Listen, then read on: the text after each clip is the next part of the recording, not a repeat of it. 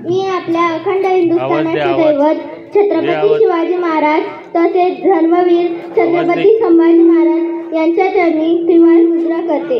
येथे उपस्थित सर्व आदरणीय थोरा मोठ्यांना नमस्कार करून मी माझे 2 शब्द व्यक्त करते। बांध के सर पे कफन वो घर से चला करते हैं, बांध के सर पे कफन वो घर से चला करते हैं, वो फौजी भाई है जनाब, वो मुश्किलों से कहाँ डरते हैं, वो मुश्किलों से कहाँ डरते हैं। आव्हाना गाव तसेच गावंडे कुटुंबाची आन बान शान म्हणजेच माझे आबा।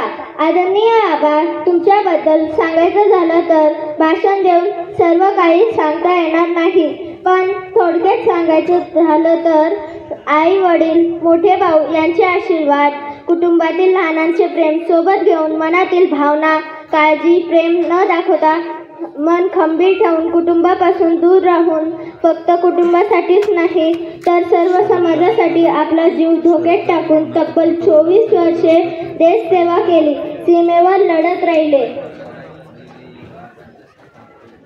आपले आभार शब्दात व्यक्त होणार नाही, परंतु तुम्हाला भावी आयुष्यासाठी खूप खूप शुभेच्छा देते।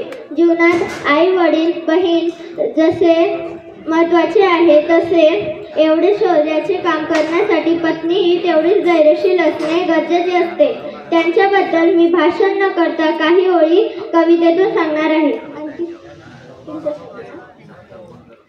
मैं 7 फेरों के संग हिम्मत बांध कर लाई हूँ, मैं 7 फेरों के संग हिम्मत बांध कर लाई हूँ, मैं कमजोरी नहीं तुम्हारी ताकत बनकर आई हूँ, कमजोरी नहीं ताकत बनकर आई हूँ। सुहाने सपनों के साथ गम सहने की भी शक्ति पाई हूँ, सुहाने सपनों के साथ गम सहने की भी शक्ति पाई हूँ। पहली पत्नी ये वर्दी तुम्हारी, मैं दूसरी बनकर आई हूँ, मैं दूसरी बनकर आई हूँ। गर्व होगा मुझे यदि तुम्हारा थोड़ा भी शौर्य बढ़ा पाई हूँ, गर्व होगा मुझे यदि तुम्हारा थोड़ा भी शौर्य बढ़ा पाई हूँ। अपने आंसुओं से तुम्हें कमजोर नहीं बल्कि तुम्हारी जिम्मेदारी बांट पाई हूँ, तुम्हारी जिम्मेदारी बांट पाई हूँ।